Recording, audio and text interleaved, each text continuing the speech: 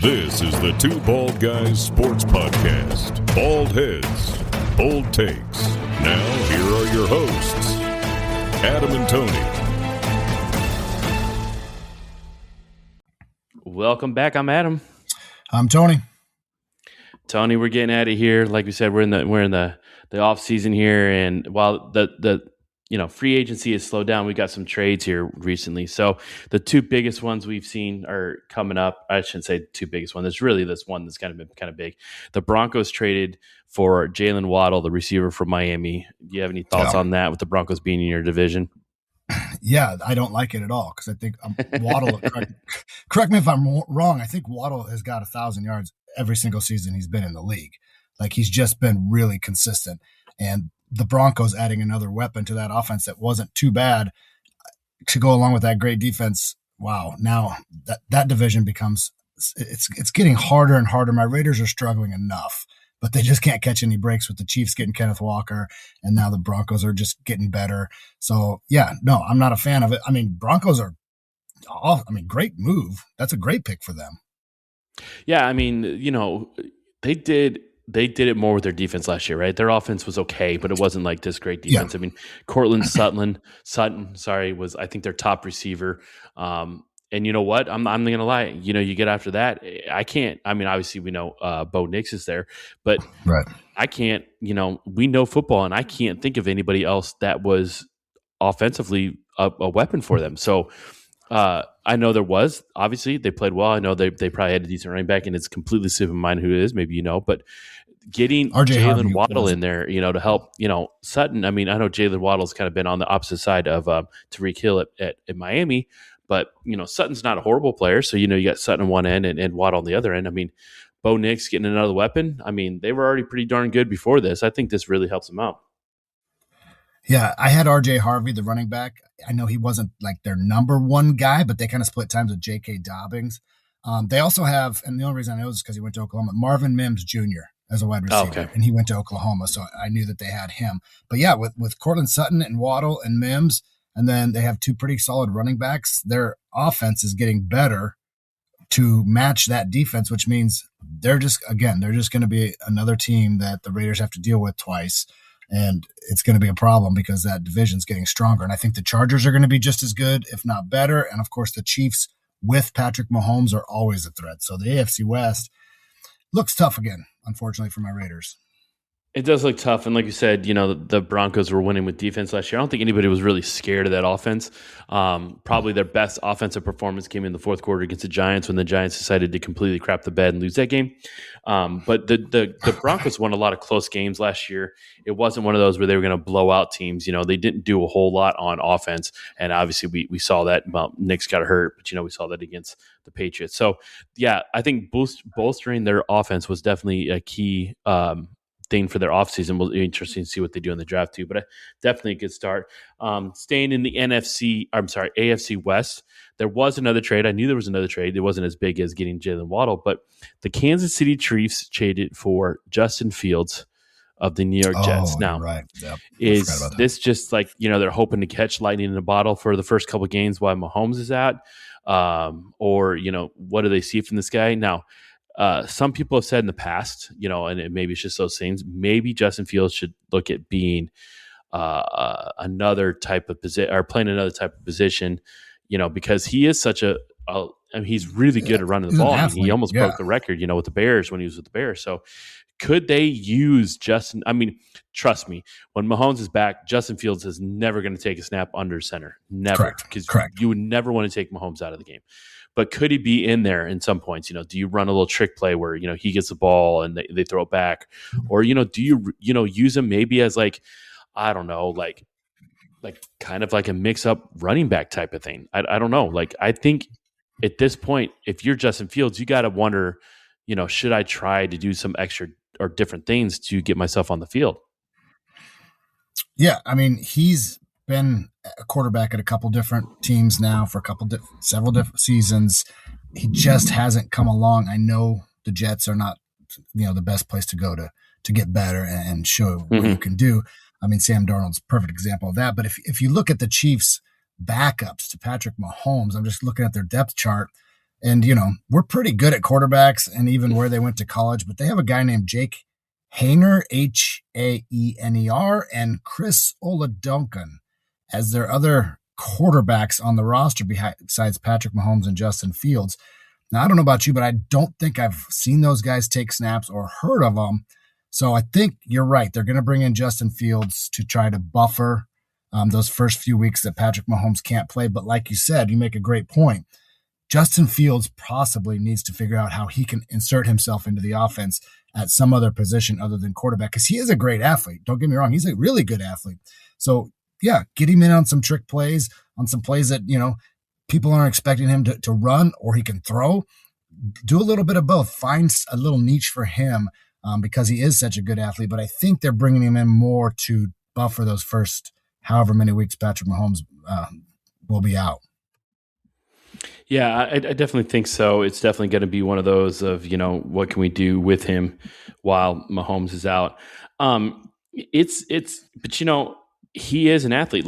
That was, we weren't ever going to complain about him not being an athlete with the Bears. He just couldn't throw the ball, and that's what really struggled when he was with the Bears. So, and he's been now obviously with the Jets. That was just a disaster. So that wasn't, that didn't really work out for him. But,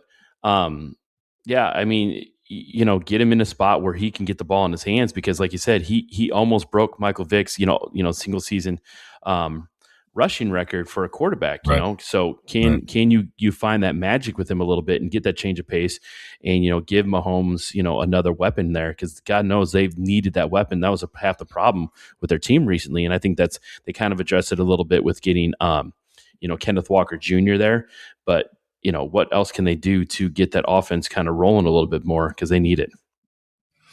Yeah, and I'm going through their wide receiver room a little bit, and Juju Smith, Xavier Worthy, those are a couple of decent guys, but can Justin Fields, can he insert himself into maybe a wide receiver type position? I mean, the guy's 6'3", 220, 227 it says here, but he's tall. He's definitely has some speed.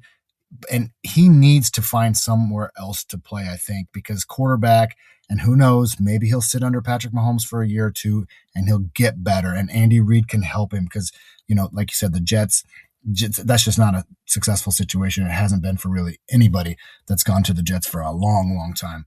So find something that he's good at. Find out how he can help the team in other ways. And I'm sure Andy Reid will find out he'll come up with some plays where he can get Justin Fields the ball, whether he's throwing, he's running. Like you said, he almost broke Mike Vick's rushing record. That's pretty impressive. Michael Vick was pretty good. He was kind of an athlete. Yeah, that's the bigger thing. He was a very good athlete, and ridiculous. Yeah, I think that's can you get Vick to be better? Or not? I'm sorry, not Vick to be better. Can you get Fields to be better? We saw with Sam Darnold. Sam Darnold went to the Vikings. Now I don't think anybody's going to confuse Justin Fields for Sam Darnold, even as bad as Sam Darnold played at times. But you know, he is a great athlete. That's a guy. I think Andy Reid's been really good. And can he find a place to use him? And he's obviously not going to be on the field a lot, but can you figure out a way, get him the ball in space? Can he be like the guy that returned kicks for the Falcons for a while? Oh my gosh, I forget what it was. He was a running back too. But he wasn't really a running back, and now I'm just drawing a blank for a while. But he was really good, and they got the ball to him. He wasn't a quarterback, but you get him out in space, or do you think about putting him back there as a kick returner?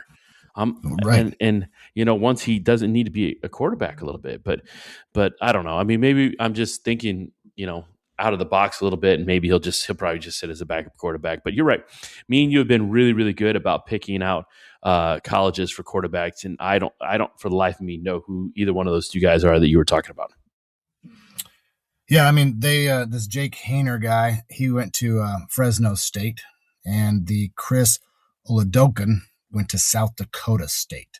So Chris was a rookie, and Jake's been in the league for about 4 years, it says here. So, but when Patrick's out there, you don't hear about anybody else. There's no talk about anybody else. Patrick obviously got hurt, and he came out, and everyone just kind of didn't follow the Chiefs anymore. So Justin Fields is going to buffer a little bit. He has experience, and he can make plays. He showed that he does have the ability. hopefully in Andy Reid's offense with Kenneth Walker back there, he doesn't have to do enough. That defense maybe can get better and keep teams in the game. And maybe, who knows, he can make a play with his feet to get him a couple of wins before Patrick comes back. Because I think that's all they really need. Maybe go 500 before Patrick comes back. And then the Chiefs are going to be in good shape, unfortunately. Yeah, absolutely. Yeah.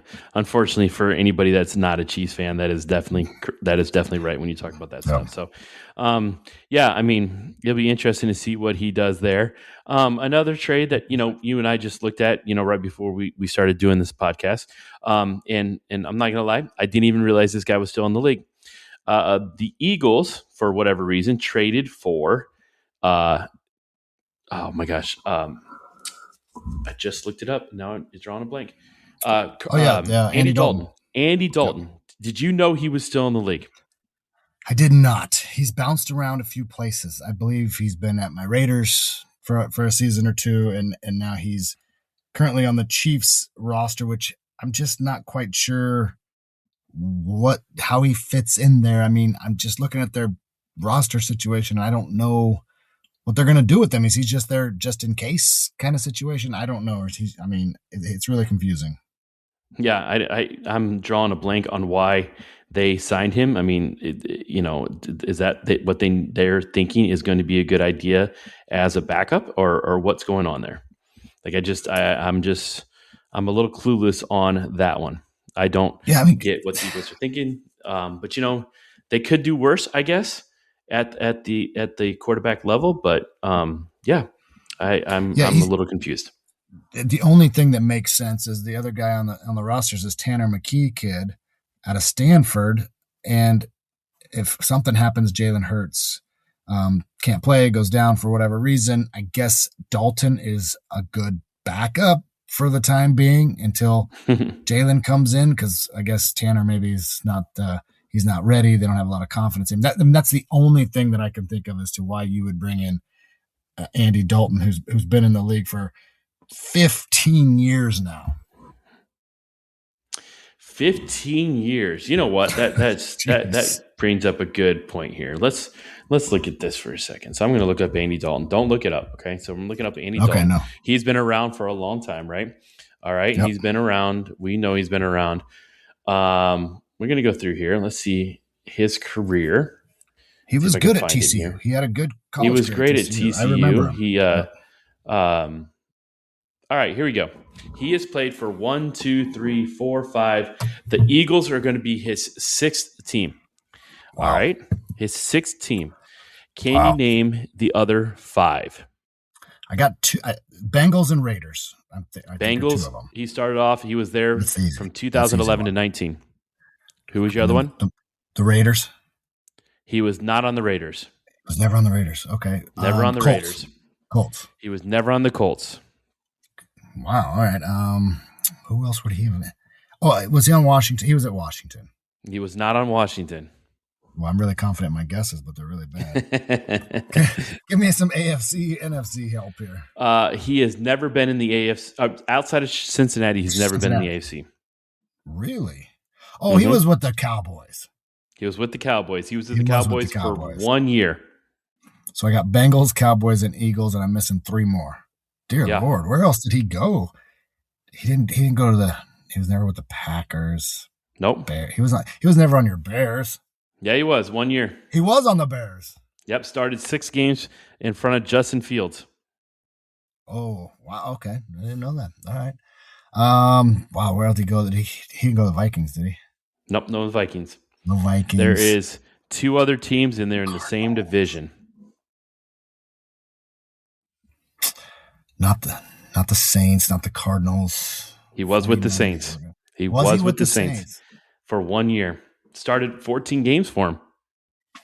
Really? Yeah. Was he Falcons then? No. He was not with the Falcons. Saints. The team he's been with for the last 3 years. Yeah, which Carolina? Yes, he was with Carolina for 3 years. So really? He was backing up a couple people over there in Carolina, apparently. Yeah, he was. Yep. He started a total of 7 games behind Bryce Young. Wow. So, yeah, Carolina. There you Okay. go. So, Well, I mean, he's been around just for in case you needed to 15 know, years. he's been with 6 teams. Started in 2011. Like you said, he was really good at TCU. He was good at TCU. Yeah, he was really good at TCU, but Yep. he's moved on since TCU, and yeah. So I again not really sure what the Eagles are doing with Andy Dalton, but you know what? Guess Maybe we'll find out. Yeah, I guess we'll find out. I guess they just wanted a good one there. So They need a number 2 apparently. Yeah, they needed a number 2. So we talked about a little bit too. The Eagles. The Dolphins traded Jalen Waddle away, but now they're saying that Achane, their running back, is off limits for a trade. Now Davon Achane. Now Achane. I see what they're doing. They're trying to completely redo their team, but they Malik Willis needs some sort of help there. So Achane looks like they're going to do it. Now my question to you is, if somebody called the Dolphins up right now and said, we'll give you a number 1 for Achane, do you do it? I think it kind of depends on who it is. I mean, my initial instinct is yes, absolutely. But if it's somebody like the Seahawks or somebody like that, I'm not sure. The last pick, or I don't know. That's a tough one because you think you got your quarterbacks. You got Willis and Cam Ewers, or Quinn Ewers is not awful. Yeah.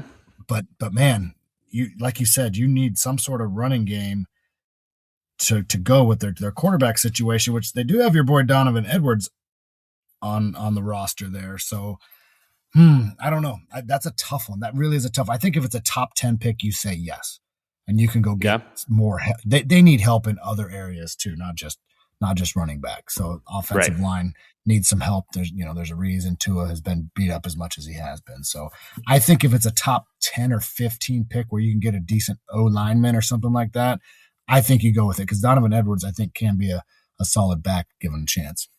Yeah, he could be. I think they have Ollie Gordon there too. So I mean, they have some chances there. So how do you feel about Ollie Gordon in that? And if somebody, like I said, comes with you with a 1 pick, and I don't know if anybody would. I don't know if anybody would be like, you know what, he is worth a number 1 pick. But if they did come with a number 1 pick, I think you got to listen, right? You have to you have to pay attention to it. I know you can say all you want that, hey, we're not going to trade him. But if some team, especially some team up there, that needs a running back, comes and says, hey, number 1 right here, we want to take him. I think as a Dolphins, you have to pay attention to it. Yeah, he's a 1,300-yard back in 2025 for that Dolphins team. Like right now, it looks like he's consistently year after year starting to get better. So I think he might be worth a number 1 pick, but that might be about it. Again, it depends on how high it is, depending on what you need. There's a lot of factors in there, but I think he is a good back. I think he's a number 1 back on most rosters for sure. Right. So it'll be interesting to see if they really go through that. So, all right. Going back to your Raiders here, I know we've talked about it probably ad nauseum. People are probably tired of hearing about it. I'm sure people, in the nation are tired of hearing about it. But, the trade didn't happen for, Max Crosby, for whatever reason. Like you said, the Ravens pulled out. Now, Max Crosby says he was livid that they pulled out, but he says things happen for a reason. He's back. He's with the Raiders. It's things have, he's where he wants to be. 1, do you believe that? And 2, are you happy he's back? And if he stays? Yeah, I watched his interview on TV today, and yes, he was very upset at the whole situation, how it went down. He claims he doesn't know the full story, which I believe him, because I think he's one of those guys that if he knew the full story as to what happened, he would probably say it on social media or in the interview. So he was extremely mad about the way that it went down, which I can't blame him for that. Then he also says that, he's where he's supposed to be. He's a Raider, which he's always claimed before, even when the trade was just started, that, he's always going to be a Raider. I mean, he's got a Raider tattoo on his arm, for crying out loud. So I do believe that he is dedicated to the Raiders. He does love the Raiders. But I also think, and we've talked about this, like you said, plenty of times, he's in his prime years, 3-4 years maybe. and he might be wasting them with the Raiders. So going someplace else is not only going to help him, it's going to help another team. And I think the Raiders, like I said, I think they had really good picks. I thought that was a really good deal from the Ravens to watch it go down. But do I want to keep Maxx Crosby? I really do. I just want their team to do better. For a guy like him who literally lays it all on the line every single snap, he just goes hard every snap. I don't think you can say that guy takes a lot of plays off, if any. And I just want the Raiders to start building for him, but I don't know if they can get it done in time before his prime years are past him. So yes, I am glad he's still with the Raiders. I do feel bad that the deal fell through because he is upset about it, as anybody would be. But yeah, I mean, I like Maxx Crosby on the team. I just want the Raiders to do what's best so they can put a winner out there one of these years. It's been a couple. Yeah. I mean, that's the bigger thing. I think everything you said is right. Like, you watch him play, he doesn't take plays off. Like, for the good of the team, for the detriment of his body, he doesn't take plays off. And of all the guys there, sometimes, when teams aren't good or even just teams in general, like you see guys sometimes just kind of mail it in. Like they're definitely just collecting a paycheck. And I don't seem, or at least from the outside looking in, it doesn't look like Maxx Crosby is that type of guy. So I get, while he is a Raider and is saying all the right things and wants to be a Raider, and I think he's okay with being a Raider. You have to think when all of a sudden you get traded to the Ravens, who look like they could be their perennial playoff team and could really be a contender. I mean, we have our concerns about Lamar Jackson as a quarterback, but the dude still wins games and he still gets into the playoffs. And could Maxx Crosby been that kind of missing piece in the defense to really put him over the edge to help him out? He's got to be thinking, man, I'm going to go to this team. I know it's your Raiders, but man, I've been on this team that's just been bad for so long, and now I get a chance to be good. And then all of a sudden they're like, "Oh, sorry, no." Was it they got cold feet? Was it that they really were doubting what they saw in his physical or what? I don't know, but it's just it's got to sour him on this stuff. And I tell you what, I don't know. Do the Raiders play the Ravens this year?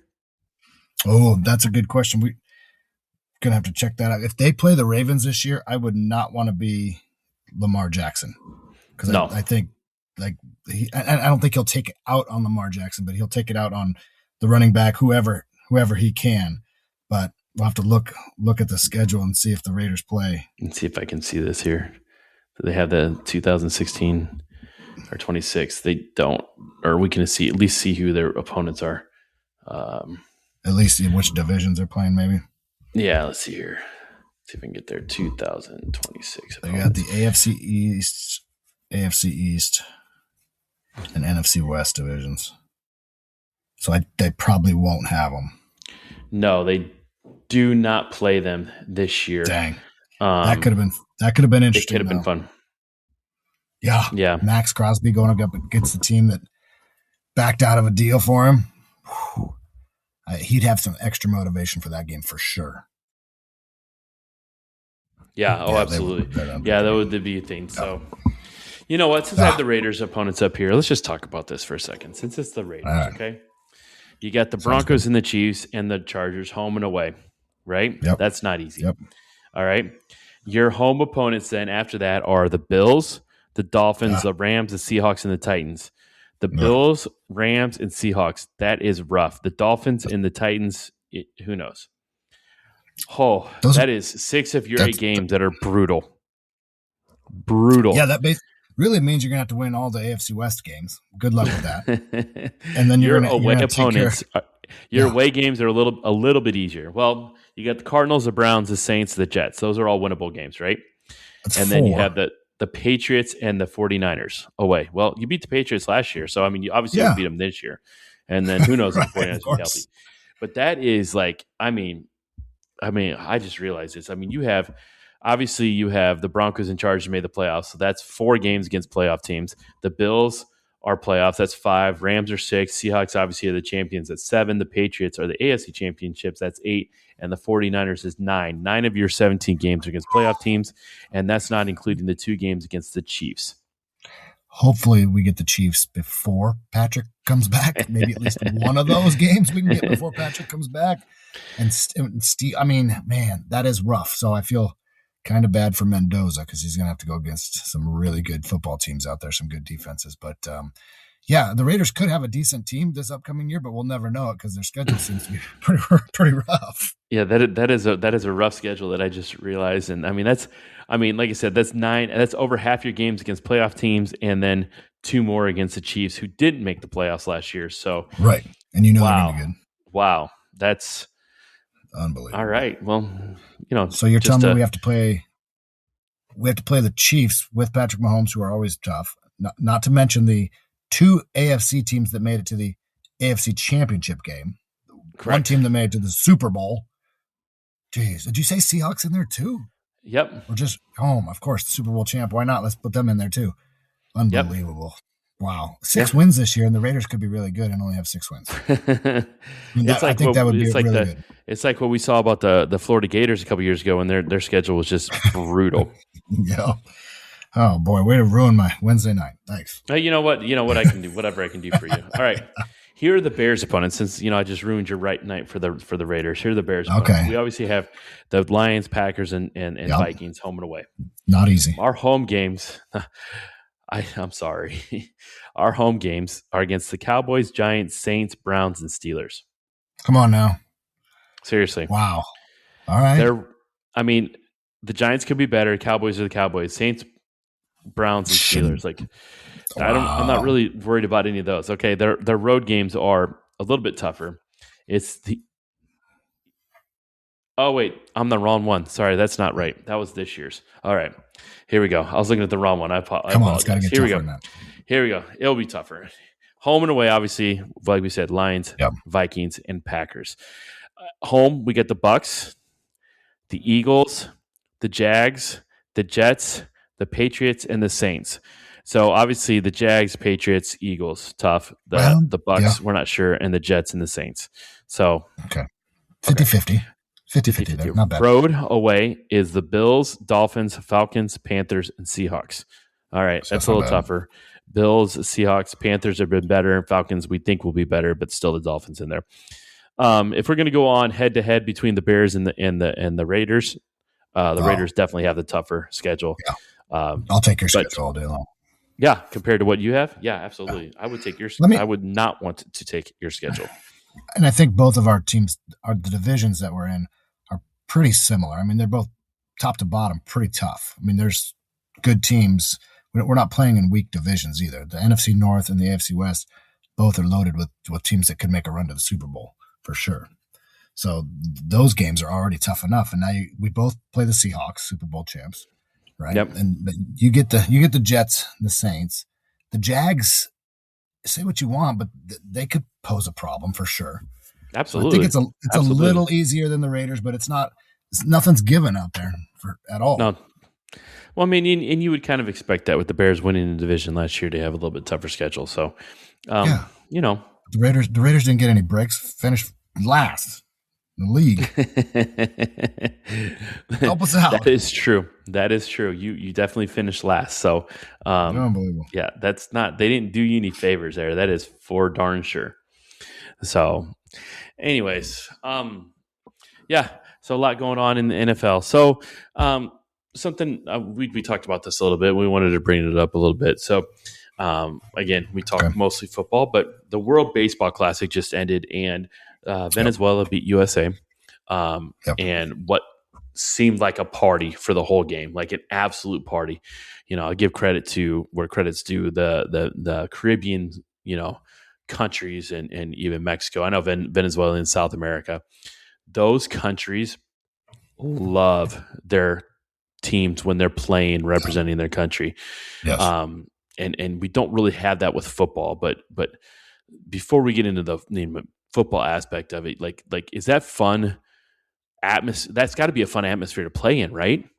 Oh, I think when Bryce Harper hit that home run, those guys were like World Series type excited. I mean, jumping up and down, like they had to be having a great time out there. Just it's having fun.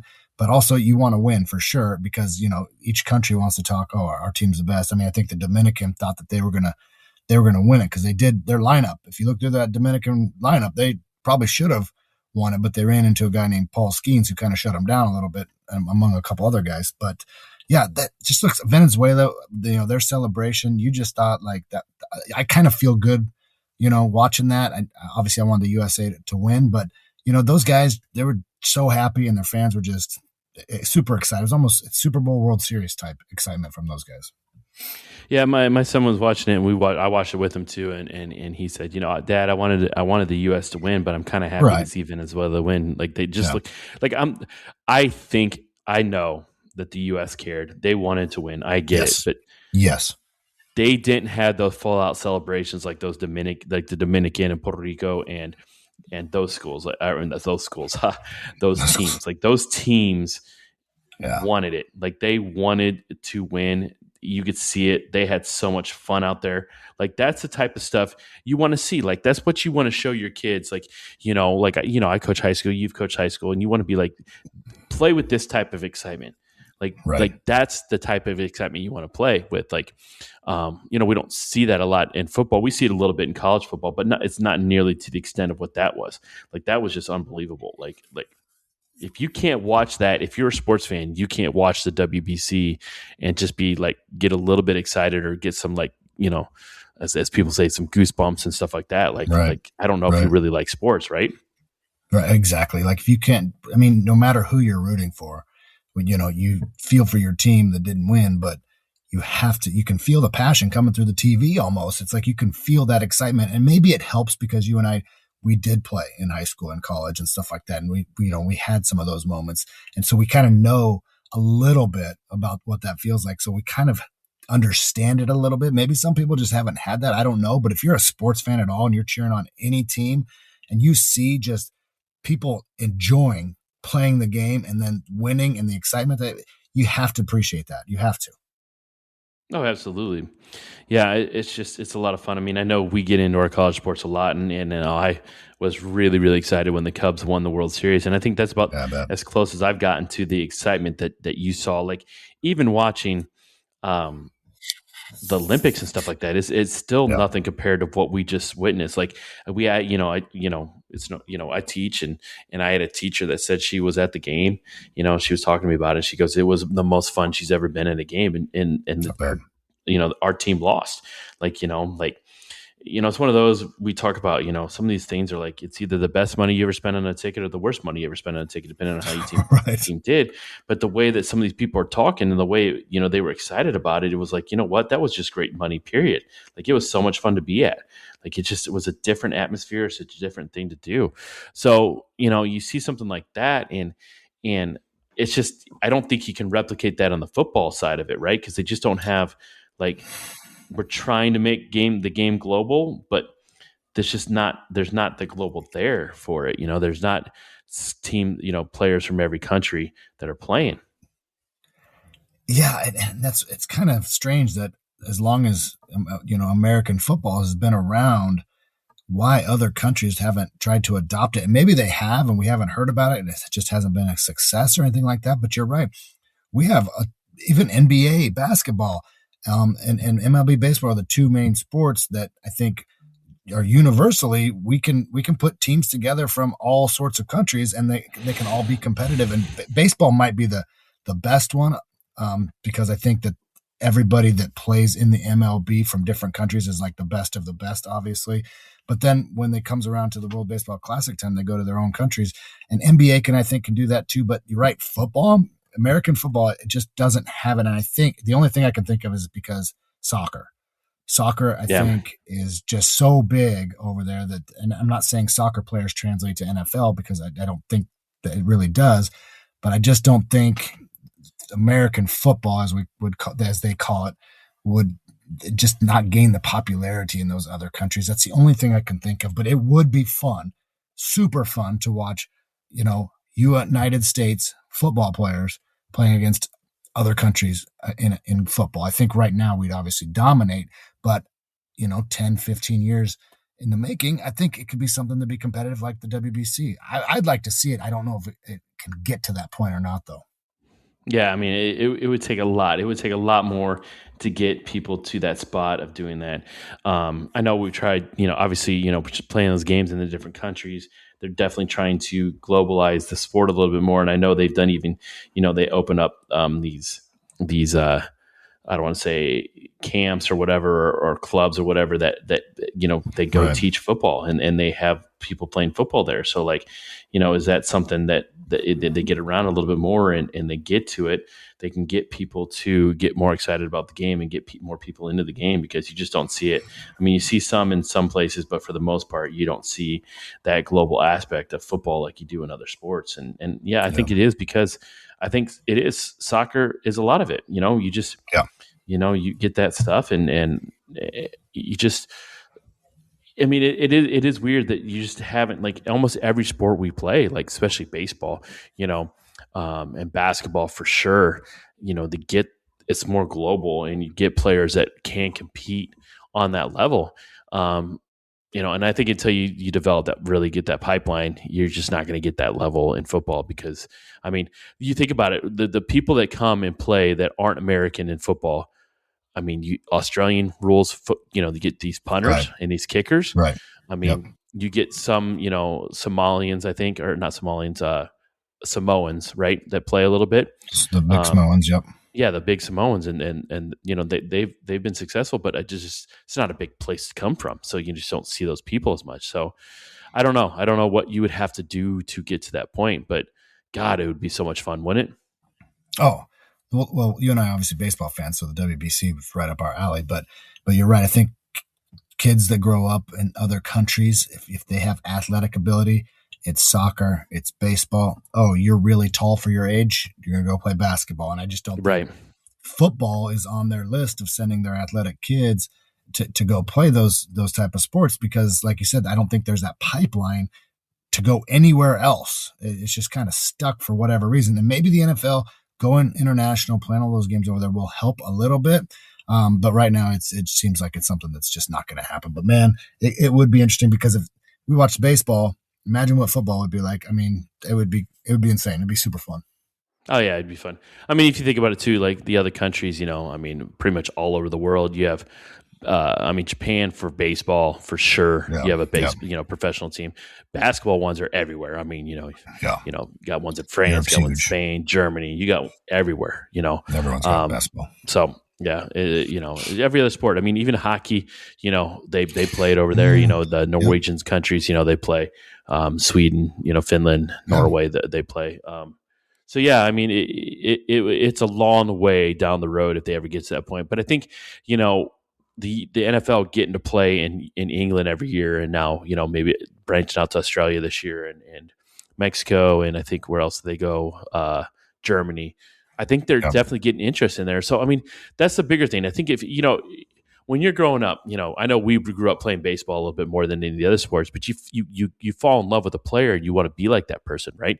So now these people are starting to see these NFL players and, hey, is this something I can really do, or is something I can do? So I don't know if their schools, get start doing that or what, but until that really starts happening, it's not going to happen. But man, it was a lot of fun to watch. It's and it wasn't like you sat there and I don't think it wasn't that hatred between teams like it was with Canada and U.S. and hockey. And not that it was a hatred, but there was definitely a little bit of a hatred. Problems. Like there wasn't this, like, you wanted to beat them, but none of those teams were like, really prickly with each other. It was a fun environment. And I think this is what they wanted when they started the WBC. I think this was the sixth one. So about 20 years ago, something like that. It started off a little bit blah. People were wondering if they should keep going, but now that it's picked up a little bit, I think this is something people really look forward to. Yeah, I think this year, because I think there were several teams that people were looking at: the DR, Japan, United States. I think all those three were like the three big dogs coming in.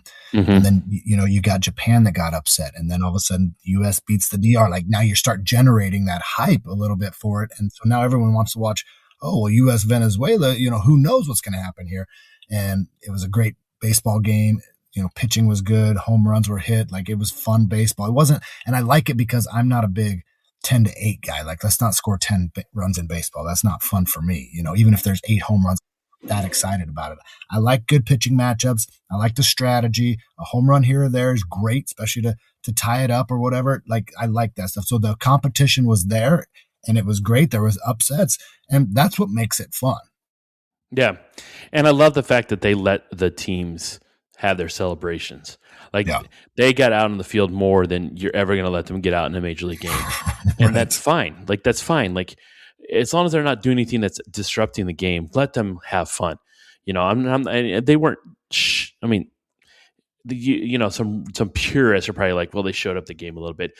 I don't think they really did. Like, I think they really had celebrations, and they were more excited for their team than they were trying to show up the other team. Like, sometimes in a game, I think, when they do those celebrations, heck, even in football and stuff, you're trying to show up the other team. It's not just celebrating for yourself. I don't think these teams were trying to show up the other team. They were just generally excited for what was going on and for their team doing well. Yeah, absolutely. And then you can appreciate that more than the trash talking and things like that.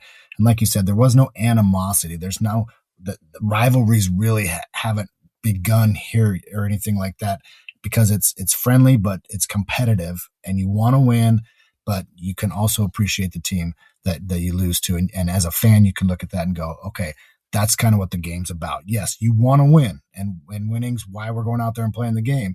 But if you lose, you can tip your hat and respect the other team like that. No trash talking, no problems. So that's the way it's supposed to be. So it was great. It was fun. Of course, I wish the U.S. would have won, but it was a fun game to watch. And, props to Venezuela. Good job. Yeah, the WC wraps up. Like I said, we're sports fans more than anything. That wrapped up. NFL free agency and stuff's going on. We'll go on another week, and I can keep my fingers crossed and wish that Max Crosby gets moved over to the Bears. It's looking less and less likely. And then March Madness is starting up again. That's basketball, college basketball. Tony, I know you don't watch college basketball a lot, but did you fill out a bracket? Yes, I filled out two men's brackets and then one for the women's bracket, because my Sooners didn't make the men's, but my Oklahoma Sooners ladies, they are 4 seeds. So I did fill that out. So I went UConn to win it all. They have a guy, and I can't remember his name, but I was, like you said, I don't follow college basketball that much. So I just started looking at guys, watching ESPN a little bit. And UConn has a guy, and I can't remember his name. I think it starts with an F maybe or something like that. He's supposed to be really good, game changer. I know Arkansas has a point guard that's really good, and that's always a factor. But I got UConn winning it all, and I got your Wolverines going pretty far, but I think I have them losing to Iowa State maybe down the road. Oh, all right. Well, I know I'm going to be a homer a little bit, but I did pick my Michigan Wolverines to win the national championship, and I think they really can. I got them beating Duke, which would be a rematch of the 1991, somewhere in there. 91. Championship game when Bobby Hurley, Christian Laettner won. Michigan was down 1 at halftime, lost by 20. That was a year before their close game against North Carolina when Chris Webber called the timeout. That wasn't. But I have Michigan winning it all. Hopefully this is the year the Big Ten can break their streak. They haven't won a national championship since Michigan State did in 2002. So I got Michigan winning. But you know what? It's the great couple days of basketball all day long. I know even the football fans can get into this a little bit. Yep. It gives them a reason to watch sports during the day. It's a fun time of year, except there's no football going on. But besides that, I think the USFL is starting up here shortly. Yes, USFL. Maybe I'll try to watch it and get into it a little bit. I've tried for the last few years, and I watch a little bit, and it just hasn't clicked for me yet. And I think we talked about there's no name, there's no player to just follow and get behind yet. But maybe this was the year. Who knows? Yeah, I think this is where we've talked about this too. I think this is where the NFL needs to, instead of maybe make it more of like a minor leagues, get some guys in there and maybe attach themselves to it a little bit more. But I think that's still a long way off. But you got that going on. You got college basketball. It's time. This is when you get the upsets to come on and then the fun stuff, hopefully. So, but watch that basketball weekend. Enjoy your weekend. We'll come back next week. Maybe there'll be a couple more trades, and maybe there'll be a trade of a quarterback we didn't know was still in the league anymore. We don't know. Surprise! Yep, every week.